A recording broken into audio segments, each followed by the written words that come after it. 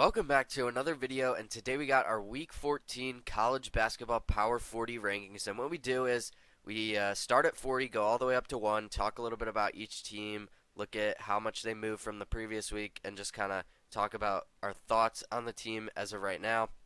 Real quick before we get started, make sure you subscribe if you're new. We are trying to hit 1,000 by the end of the year. We were trying to get 200 by the end of the month, came up a bit short, but it's all good. We were pretty close, but we are trying to hit 1,000 by the end of the year. So if you could help me out with that, it would be greatly appreciated. We do college basketball, college football, NFL, NBA, and MLB. So if any of that interests you, make sure you subscribe, turn on the noties. Um, and yeah, with all that being said, let's go ahead and get right in to our number 40 team. Real quick though, I'm a little sick, so I apologize if you hear it in my voice. Trying to give you guys, stay on schedule because we do these videos every Monday. So I'm trying to give you guys my highest energy possible. But number 40 is going to be West Virginia, dropping down 5 spots. And they started out the week with a loss to Houston. You know, Houston's a very good team. It happens. I don't really blame them that too much there. They did respond with a nice win over Cincinnati later in the week. I'll say Javon Small has been amazing for them. He's averaging 19 points a game. Tucker DeVries only played 8 games this year, so when he is he out for the? I don't think he's out for the year. I haven't seen anything about that. So when he comes back, if he comes back, I guess. We're not seeing this West Virginia team at full strength. We really haven't seen them at full strength for like 2 months now.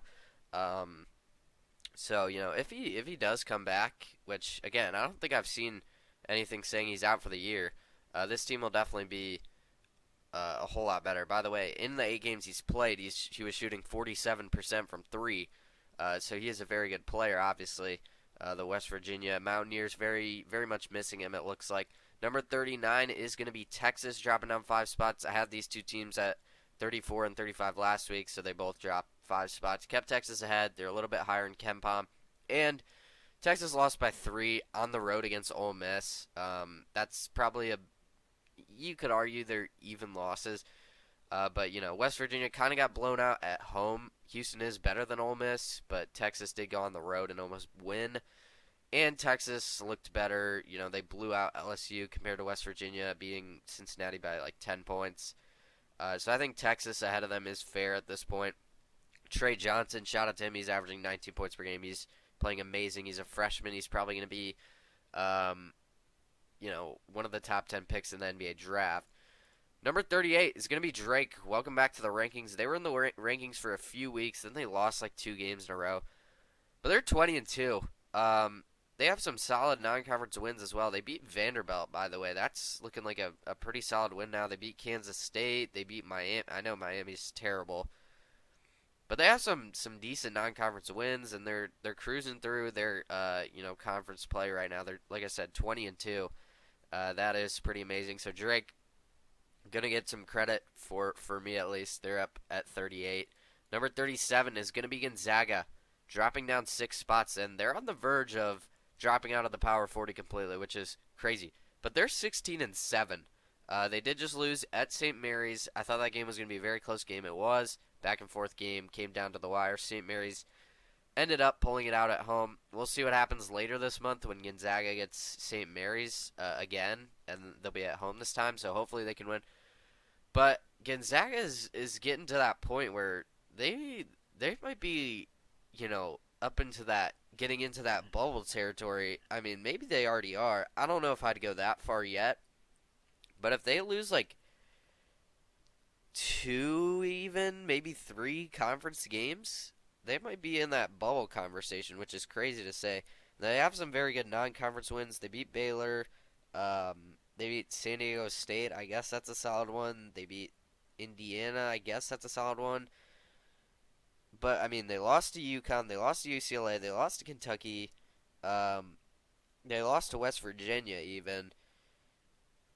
So, I don't know. This Gonzaga team, definitely very concerning. Now, I wouldn't be fully out on them yet. They're still ranked 11th in KenPom, but it is getting to that point where you got to start asking some questions. Number 36 is going to be Vanderbilt, dropping down 12 spots. And I really didn't want to drop them this far. They only lost 1 game this week. They only played 1 game this week, I believe. They got blown out against Oklahoma. They lost by 30 points, so obviously that's not what you want to see. But I mean, they went on a pretty ridiculous run. They beat in their past 3 games before this. They beat Tennessee. They did lose to Alabama, but they beat Kentucky. I think you take that 100 times out of 100 if you're a Vanderbilt fan. They're still 16-5. They play at Florida this week, and then they have a huge game home against Texas on Saturday. Obviously, both those games are huge. You know, the rest of their schedule, every SEC schedule is tough, but at Florida, home against Texas, home against Auburn, at Tennessee, at Kentucky, home against Ole Miss, at Texas A&M. That's their schedule for this month. So ridiculous stuff. I really didn't want to drop them down 12 spots, but the team that did beat them by 30 is Oklahoma. I felt it was only fair to put Oklahoma ahead of Vanderbilt. Maybe you could argue both these teams should be jumping up a little bit more, so that way Vanderbilt wouldn't be falling as far. But you look at the teams ahead of them, and I think based on their whole season, based on what they did this past week, I think this is fair. But yes, Oklahoma beat Vanderbilt 97-67, huge win.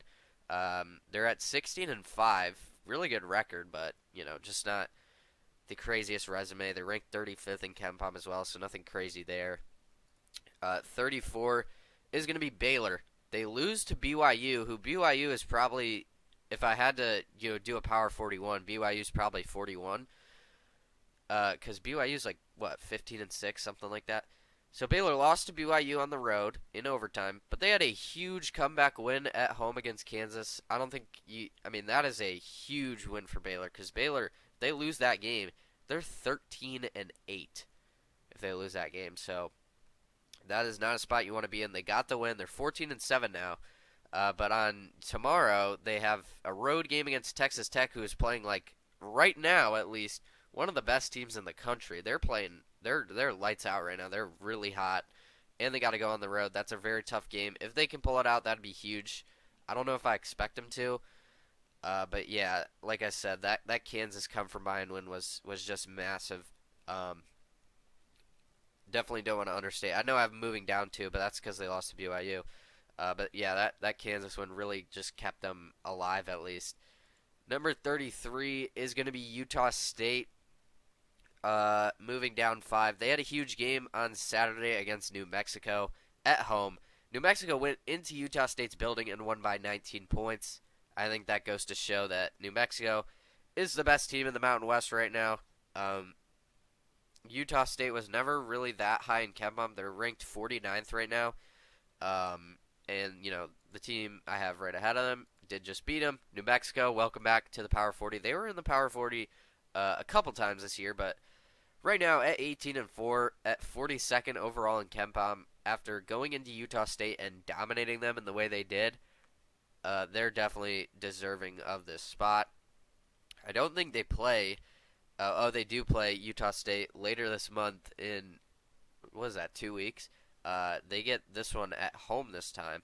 So, but yeah, New Mexico's got a good, they're in a really good spot. They're first in the Mountain West right now, and it's looking like they are going to be a tournament team. That win really bumped them back up. Right now, though, the Mountain West might only get 2 teams in, and it might only be these 2 teams. There's teams still in the Mountain West that are going to be interesting. You have teams like Boise State, I guess, is one of those teams. San Diego State, Colorado State's 8-2 in conference play. Those are really the only other 3 that could even have a chance. Probably San Diego State is the only realistic one. They're 15-5. They have a solid non-conference. But we'll see. It'll all play out. We're getting really close to March. Very exciting time. Number 31 is going to be Oregon, the biggest faller of the week for me.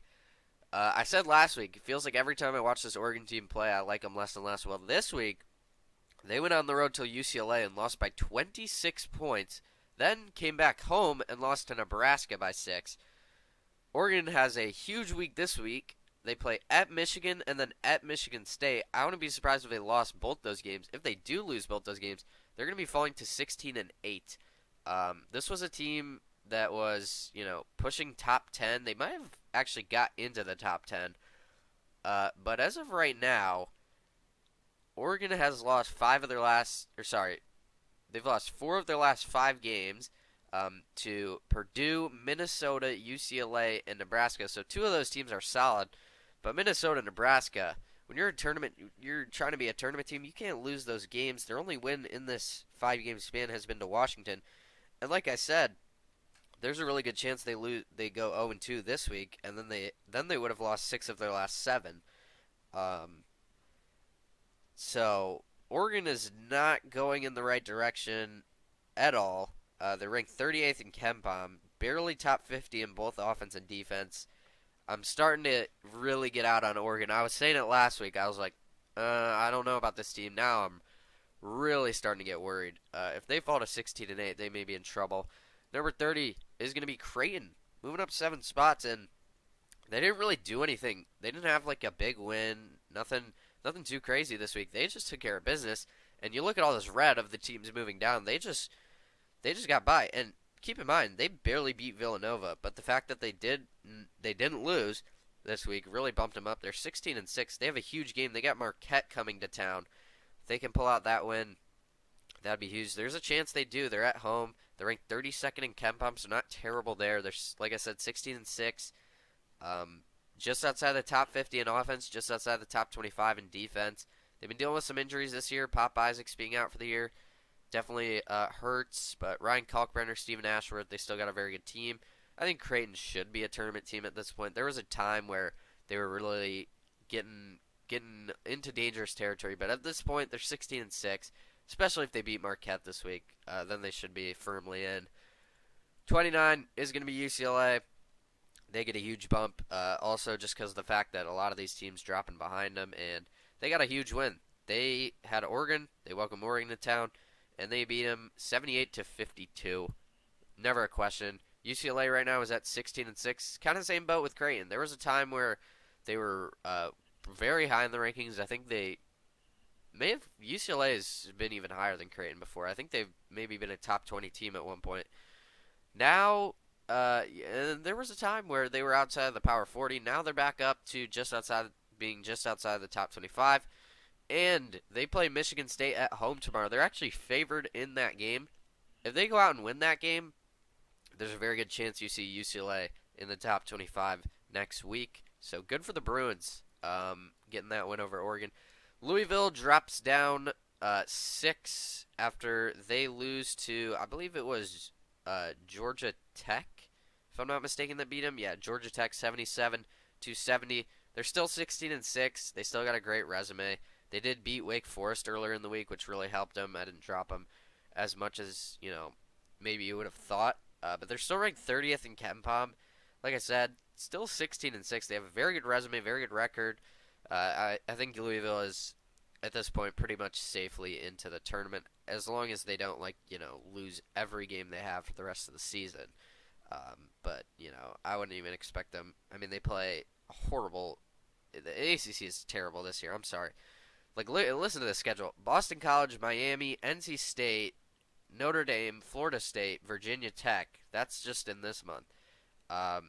Only one of those teams is above 500.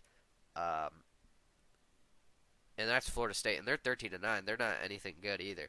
So Louisville could very well just, win the majority. I wouldn't be surprised if Louisville won. They have 9 games left. I wouldn't be surprised if they won 8, maybe 7 of their last 9. They should be safely into the tournament at this point. But it is tough. They were on a very hot streak, so it is tough to lose that game. St. Mary's, like I said a few weeks ago, when St. Mary's gets into the rankings, they typically tend to stay. It's just a matter of can they get in there. They got in there all right, and now with the win over Gonzaga, they're all the way almost into the top 25. They are 20-3. They have a great resume. They're first in the West Coast Conference. They have wins over Nebraska, USC, who else? Utah. That's not a great win. Their only losses have come in the non-conference to Boise State by 2 in overtime on the road, Utah State, who is ranked, and Arizona State, who was ranked at one point. St. Mary's has not lost in the West Coast Conference play. They're 10-0 right now.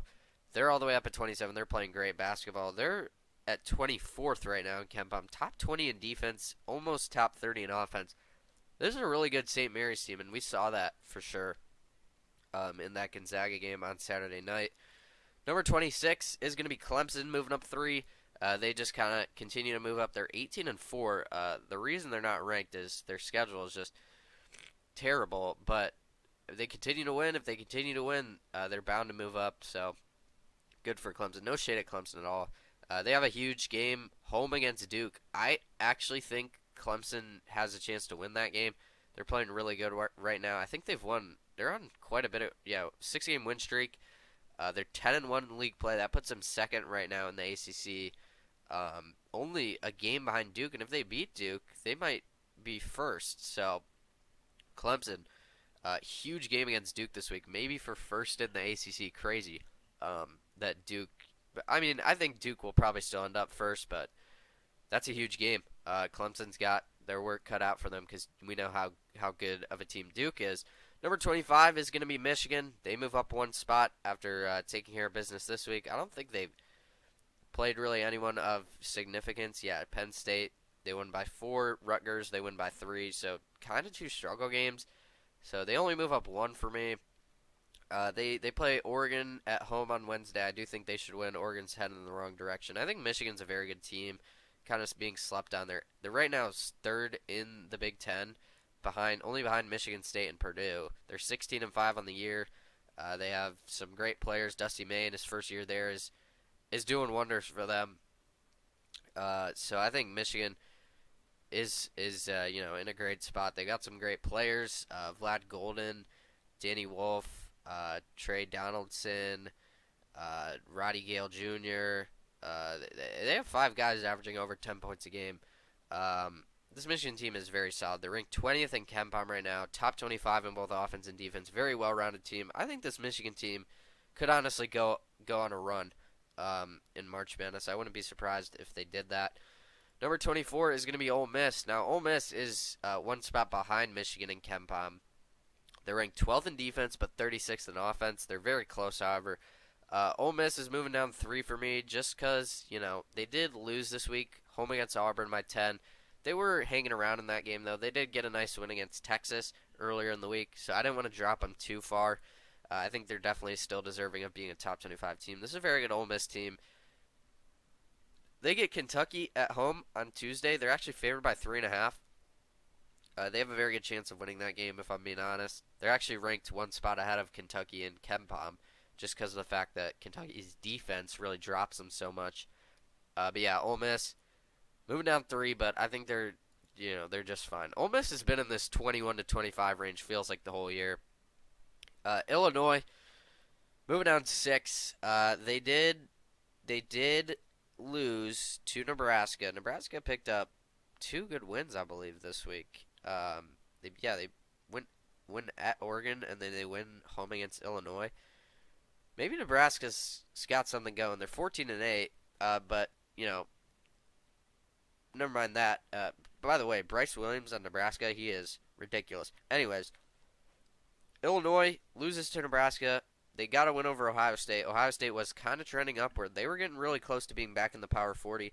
Ohio State's one of those teams that can really beat anyone, but also lose to anyone, just because of the fact that how many threes they shoot. They have a very talented team. They just kind of feels like they play down to their competition or play up to their competition. They almost went into Illinois and beat them. Illinois did end up winning by 8, but Ohio State was leading for the majority of that game. Illinois took the lead with 5 minutes left, and this Ohio State just couldn't score. They went on a scoring drought for 5 minutes.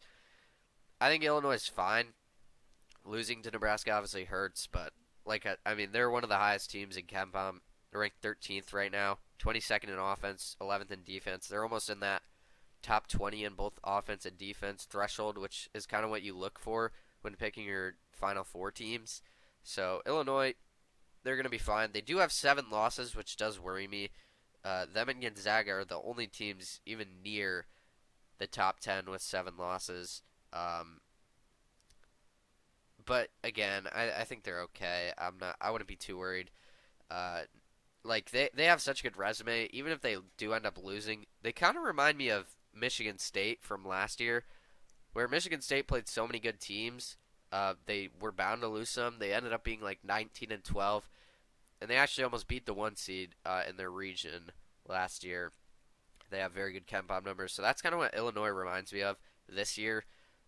Just a kind of random comparison that I just thought of off the top of my head.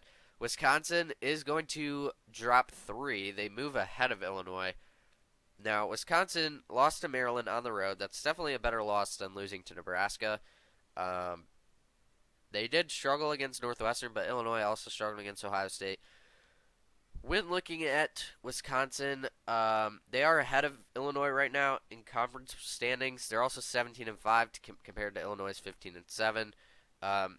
They are one spot behind Illinois in KenPom, but it's by .06. One of the closest of any races. These two teams are very similar. Wisconsin, not very similar, but Wisconsin and Illinois are very close on how good I think they are. Wisconsin's ranked 14th in KenPom. They have the 7th ranked offense right now, but 46th in defense. So Illinois is definitely the more well-rounded team. Illinois is probably the team I'd pick to make a farther run in March Madness, but as of right now, I think Wisconsin being one spot ahead is fine. Number 21 is going to be Mississippi State. Now, Mississippi State is actually very low in KenPom, much lower than I thought they'd be. They're ranked 33rd, which is a little bit worrisome. They're 16-6. They did go 0-2 this week, though, which is, the reason why they dropped so far. They did almost beat Alabama. They lost by 4. Alabama really stole that win from them. Mississippi State was leading that whole game. And they got Missouri at home. They did get blown out in that one. So those are two really good teams. Although it does suck that they had them both at home. You kind of expected them to win one of those games. Mississippi State is actually, of, the really good SEC teams, of all the ranked ones, besides, Vanderbilt, who is actually ahead of Mississippi State. Mississippi State may be the worst of the good ones. They're actually ranked 10th. They're the 10th best team according to conference standings. So in the conference tournament, they'd be seeded 10th. That is crazy to me that the SEC is that good. Mississippi State could be the 21st best team in the 21st best team in the country. They're actually ranked ahead of some teams ahead of them in conference standings like Ole Miss, Vanderbilt. The fact that they can be the 21st best team in the country, in my opinion, and be 10th in the SEC just goes to show how good the SEC is this year. So that's kind of my thought on Mississippi State. Number 20, UConn, moving up 10.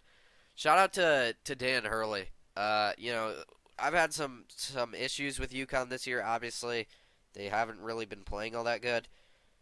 They're still 16-6. I mean, that's a really good record. They just went into Marquette and won. They were leading that whole game. It was never really a question that UConn was going to lose that. Dan Hurley gets his team ready to go for the big games, and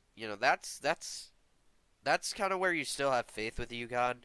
Yes, they're ranked 34th in KenPom. Yes, they're ranked outside of the top 100 in defense. The only team outside of the top 100 in maybe the entire Power 40. I wouldn't be surprised if that was the case. I think that actually is accurate. Yeah, that's pretty crazy.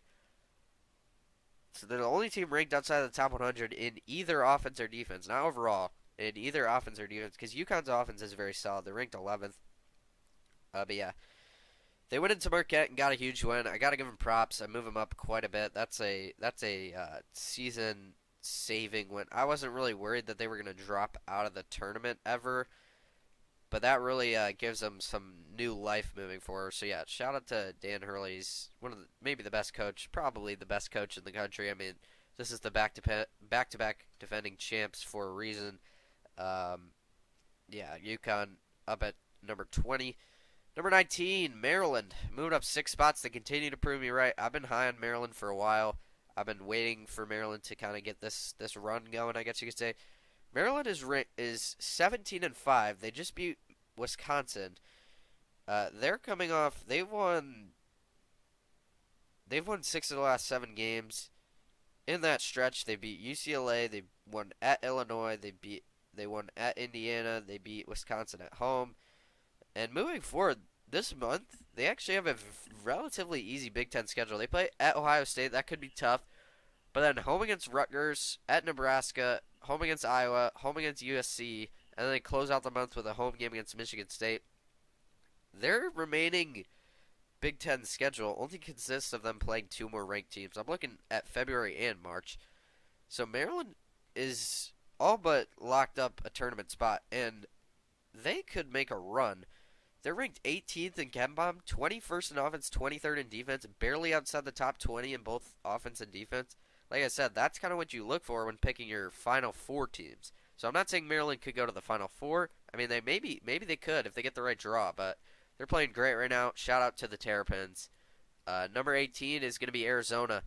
They stole. I don't know. Actually, never mind. I take that back. I was going to say they stole a win from Iowa State, but they were winning that whole game. Iowa State almost got away, and then Caleb Love hit a half quarter, even farther than a half quarter. Arizona holds on. They win at home in overtime. I said last week Arizona could very well win that game. That's exactly what they did. They're 15-6. They actually have a very hard game, very hard schedule this week. At BYU, like I said, BYU's playing great right now. If I could rank the 41 best teams, I'd probably have BYU at 41. And then they play home against Texas Tech. I think if they can split those two games, they'll be in a great spot. They're ranked 12th right now in KenPom, crazy high. 14th in offense, 24th in defense. Obviously, they have their guy in Caleb Love. He's averaging 16 points a game. This is kind of the Arizona team I expected to see coming into the season. They were down for a good part of the season, but they are more than back right now. Ranked 18th right now. Arizona's in a great spot. Memphis up 6. They continue to move up. They continue to win. They have maybe the best card in the country in PJ Haggerty. He's averaging 22 points a game almost. They also have Tyrese Hunter. They also have Dane Danger. They also have Colby Rogers. This is a very good Memphis team. They're kind of flying under the radar. Nobody's really talking about them. I think Memphis could win a few games come tournament time. Now, the KenPom numbers are a little concerning. They're ranked 41st, but that's what happens when you play in a conference like the American. We saw what they did in the Maui. They came very close to actually beating Auburn, of all teams. This was obviously like November. But Memphis had a great non-conference schedule, and they're 18-4. Memphis is a very good team.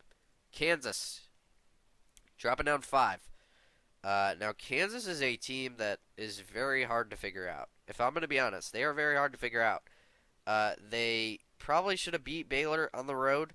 They end up losing. They end up blowing the huge lead. They play Iowa State at home tonight. Now this is a good spot for Kansas, just because Iowa State has lost 2 in a row.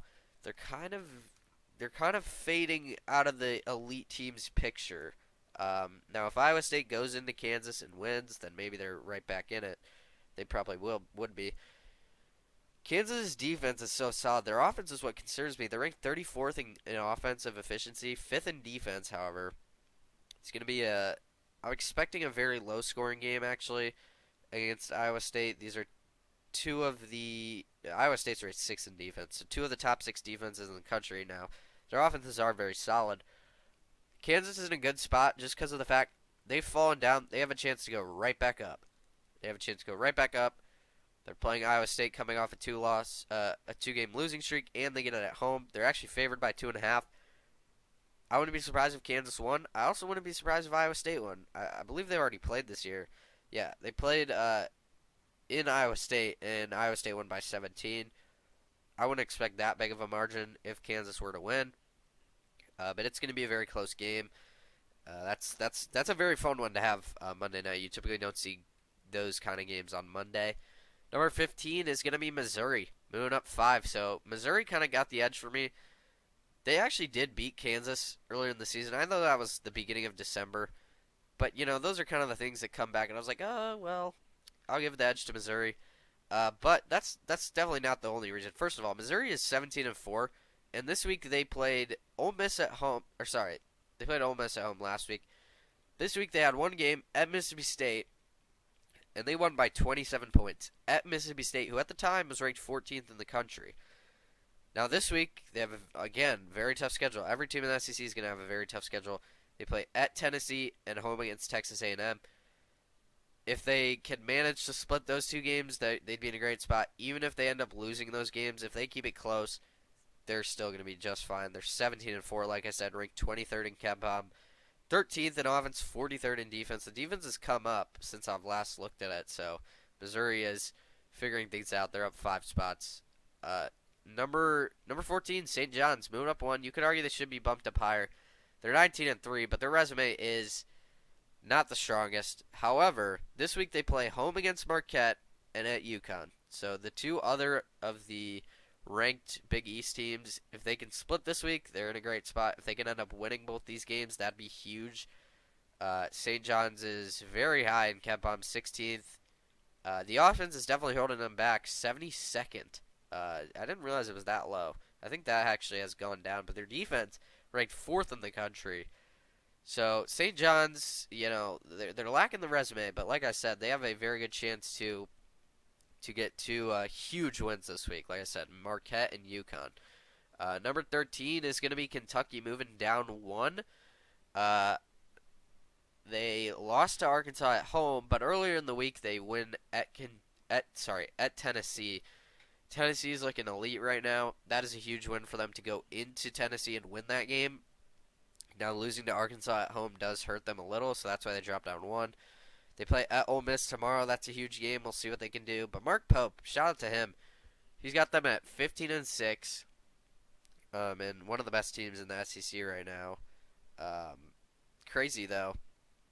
Again, going back to the conference standings, they're actually ranked 9th right now in conference standings, and they're 13th in the country. Now that doesn't mean SEC has 9 of the top 13, but that's pretty crazy to me. Otega always has been amazing. Jackson Robinson, Lamont Butler, they've got a squad. They got 6 guys averaging over 10 points a game. This offense is elite. The defense does worry me a little. They're kind of like the better version of UConn in a way.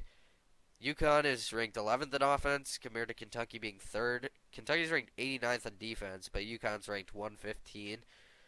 So they're kind of the better version of UConn, kind of what UConn could hope to be. They're going to lose some games if they have off night offensively, but when they're good, they can beat anyone. So Kentucky at 13, number 12, Texas Tech, continuing to prove me right. Adam ranked 16th last week, much higher than any other rankings I've seen.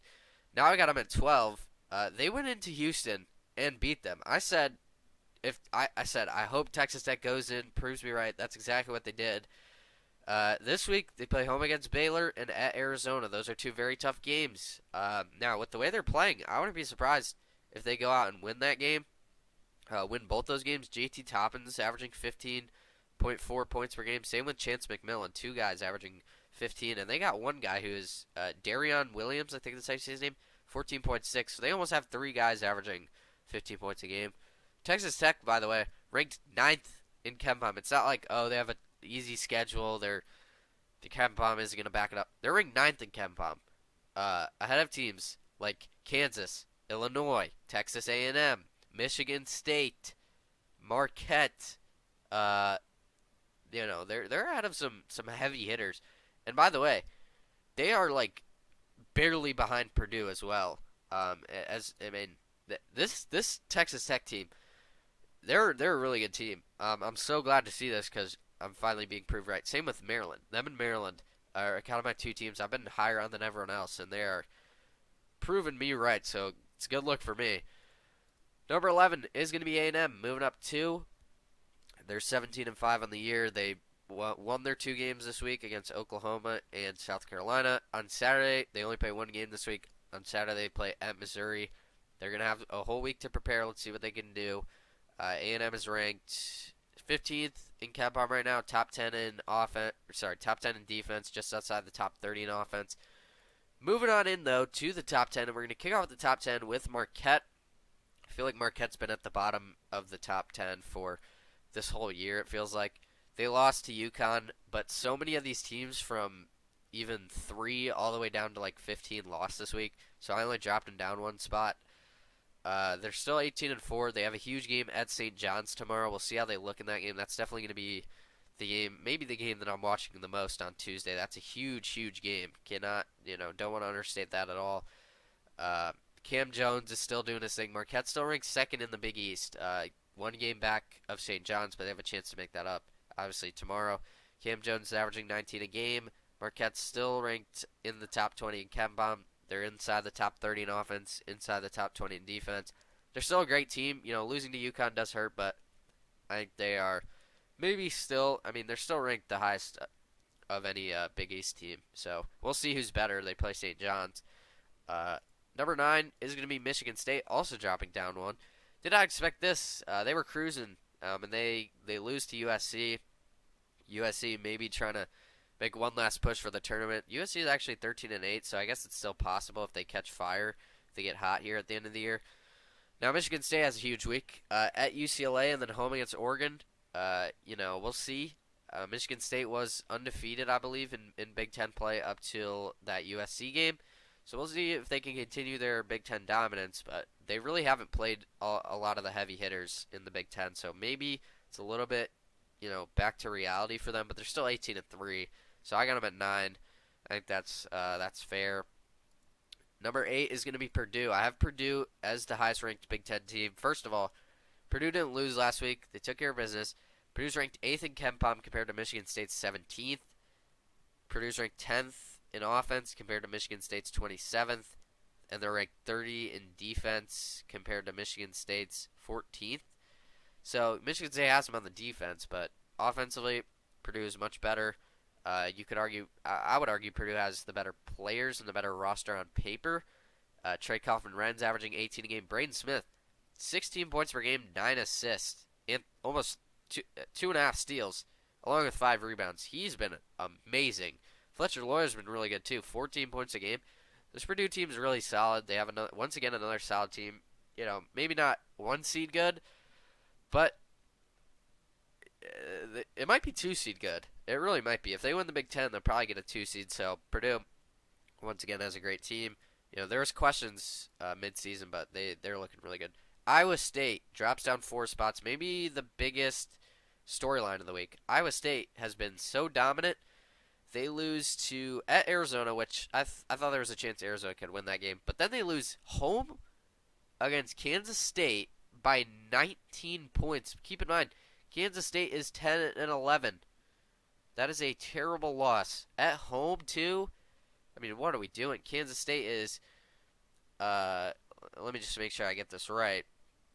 In the conference standings, out of 16 teams, Kansas State is 12th in the Big 12. Now they have some talent there. Jerome Ting's a great coach.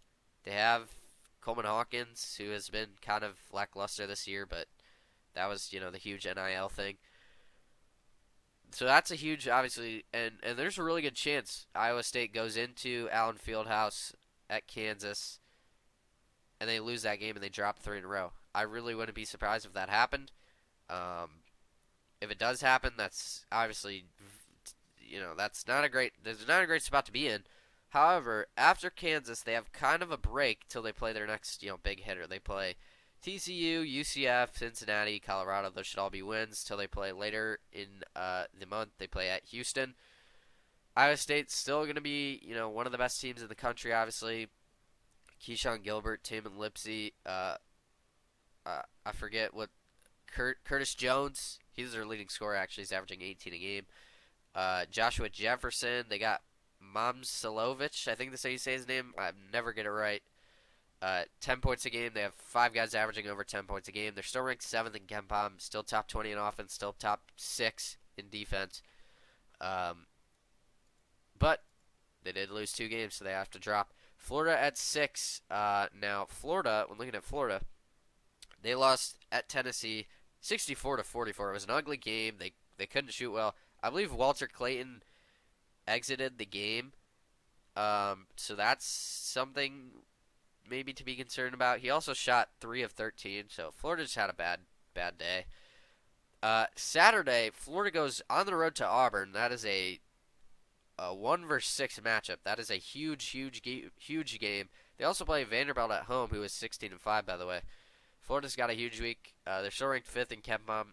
Top 10, actually, in both offense and defense. One of only 3 teams that can actually say that. Not even Auburn can say that. I actually didn't know that. So Florida, they're going to be just fine. But they did split with Tennessee. When Tennessee came to town, they actually won by 30. And then they went on the road to Tennessee to play them, and they lost by 20. So 50-point swing is pretty crazy. But Florida, they're ranked sixth. They're moving down one. I know Houston lost to Texas Tech at home in overtime, but those just look like two really good teams. Houston 17-4. Houston was on a huge win streak before that, winning 2 games over West Virginia, winning at Kansas. So Houston was rolling. They can only win so many in a row. They're still ranked third in KenPom, still top 10 in offense and defense, eighth in offense, second in defense. This team is just fine. L.J. Cryer, Emmanuel Sharp, Jawan Roberts, those 3 guys alone. That's just great top 3 to have. And also, a lot of these teams, you see Florida, Iowa State, Michigan State, Marquette, all lost, so I couldn't really drop Houston. I feel like, I don't know. Tennessee, Tennessee up 3 spots, 18-4. They just blew out Florida at home. They did lose at home against Kentucky earlier in the week, but like I said, so many of these teams in the top 10 also lost, so I think it's fine. They play number 15 Missouri at home on Wednesday. I think they should win that game, but Missouri is one of those teams. Missouri did just beat Tennessee. Tennessee's ranked 4th in KenPom, 1st in defense by quite a bit, but offensively they're ranked 37th, so that does concern me a little bit. They were without Zakai Ziegler for the Florida game, and they did do just fine. Chaz Lanier's been amazing, 18 points per game. Besides him, though, I am a little bit concerned, but I think Tennessee at 4 is fair right now. Number 3 is going to be Alabama. They're 19-3. They continue to cruise through SEC play. They just went on the road to Mississippi State and won. They're 8-1 in conference play, only behind Auburn's 8-0. And yeah, 3rd in the country. I think that's definitely fair. They play Auburn at home next Saturday. That is a crucial game. Yeah, maybe one of the games of the year because that's a huge rivalry. Alabama's at home. That's next Saturday, not this Saturday, but that is a huge game. And number 2 and number 1, the only teams staying put with where they're at, it's going to be Duke and Auburn. No surprise here, they continue to win. Auburn won at LSU and at Ole Miss this week. Like I said, though, this Saturday they play home against Florida, and then next Saturday they play at Alabama. So Auburn's got some very tough games coming up. Duke as well. Duke plays at Clemson on Saturday. Clemson is a team 18-4, right behind them in the ACC. But Duke did just blow out UNC in the rivalry game. Duke's looking amazing. They're not the number 1 team in KenPom anymore. They were for the past 3 weeks. But not only is Duke top 10 in both offense and defense, they're top 5 in offense and defense. 3rd in defense, 5th in offense. 19-2, and just behind Auburn in terms of KenPom. But Auburn ranked 1st in offense by a huge margin. They are by far the best team offensively, according to KenPom. And 13th in defense. That is elite. Janai Broome may be the player of the year. Although we'll see. Cooper Flagg making a push. These 2 teams have been at the top for quite a while, and they're going to continue to stay at the top if they continue to win. And that's what they're doing. So they're 1-2. Like I said, only teams not moving this week. Every other team in the Power 40 is either moving up or down. But with all that being said, that is going to do it for the Week 14 College Basketball Power 40 rankings. I apologize if this was long, but this was a huge week for the sport, so I had to make sure I covered all my bases. Had to make sure I talked about everything I wanted to talk to, didn't miss anything. Probably still did miss something. But yeah, that is going to do it. If you enjoyed, make sure you like, comment down below what you disagree, what you agree. Make sure you subscribe if you're new. We do college basketball, college football, NFL, NBA, and MLB. So if any of that interests you, make sure you subscribe, turn on the noties. I'm trying to hit 1,000 by the end of the year. So if you could help us out with that, that'd be greatly appreciated. One of the big goals of this year for me is that. So that would be a huge thank you to you if you do subscribe. But yeah, that's going to do it. Links in the description as always. X, Twitch, TikTok, Discord. Make sure you follow those, join those. But with all that being said, I feel like I've said that's going to do it for 5 times in a row. But now that is going to do it. I hope you guys enjoyed. And we're switching around the schedule a little this week. I'll see you guys tomorrow with another episode of NBA Playoff Watch because we got huge trades to talk about. I'm sure you know what I'm referring to. If you don't, though, stay tuned for tomorrow because, another episode of NBA Playoff Watch will be happening tomorrow. Anyways, with all that being said, apologize for the long outro. But thank you so much for watching.